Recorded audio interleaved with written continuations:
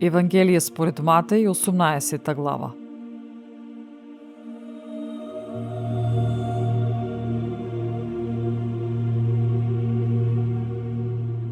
Во тој час му пристапија учениците до Исуса и рекоа: Кој е најголем во Царството Небесно?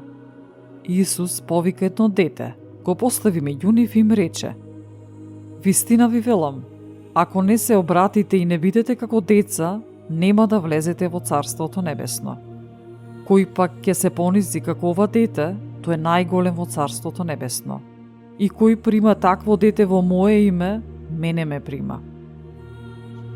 Кој ќе соблазни едно од овие мали кои веруваат во мене, за него е подобро да му се обеси воденички камен на вратот и да потоне во морска длабочина.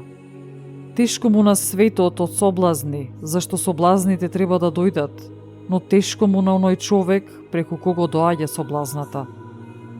Ако те соблазнува раката твоја или ногата твоја, одсечи ја и фрли ја од себе. Подобро е за тебе да влезеш во животот куц или сакат, отколку со двете раце и двете нозе да бидеш фрлен во вечниот оган.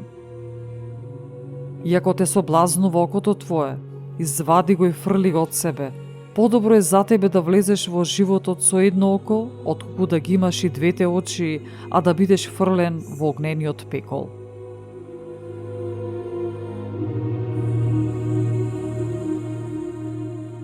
Гледајте да не презрете едно од овие мали, зашто ви велам, нивните ангели на небесата постојано го гледаат лицето на мојот Отец Небесен, зашто Синот човечки дојде да го бара и спаси загубеното. Што мислите? Ако некој човек има 100 овци и една од нив се загуби, нема ли да ги остави 99 в планина и да појде да ја бара загубената?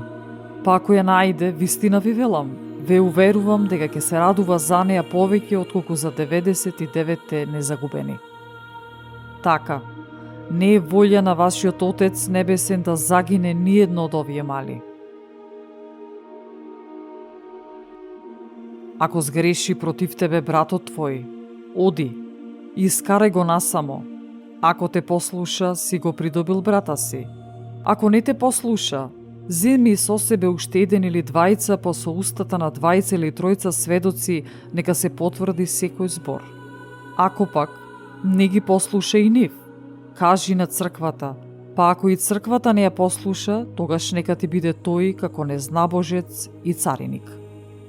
Вистина ви велам, се што ќе сврзете на земјата ќе биде сврзено и на небото, и се што ќе разрешите на земјата ќе биде разрешено и на небото.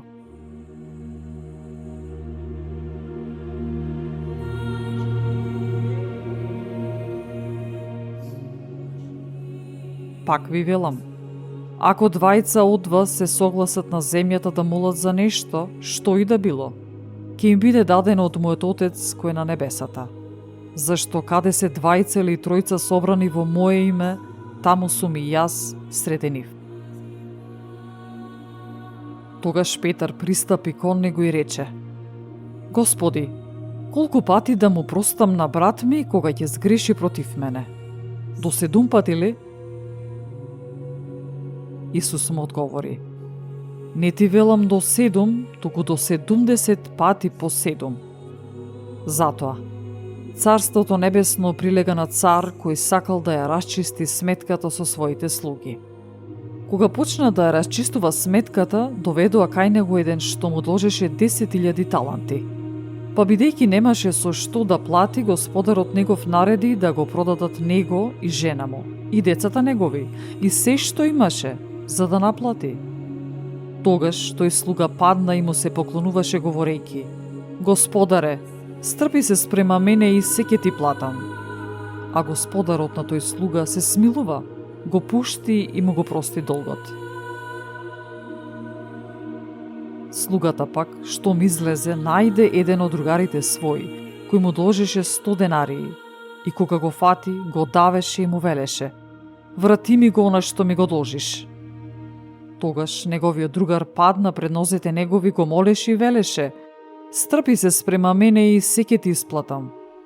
Но тој не сакаше, туку отиде и го фрли во затвор, додека не му го исплати долгот. Другарите пак негови, кога видоа што се случи, многу се нажалија, па откако отидоа му кажа на својот господар и се што се случи. Тогаш господарот негов го повика и му рече: "Зол слуго, јас ти го простив оној долг, зашто ме молеше? Не требаше ли и ти да се смилуваш над својот другар, како што се смилував и јас над тебе?" И се разгневи господарот негов, па го предаде на мачители, додека не му го исплати целиот долг. Така и мојот Отец Небесен ќе постапи со вас, ако секој од вас не му ги прости од срце грешките на брата си.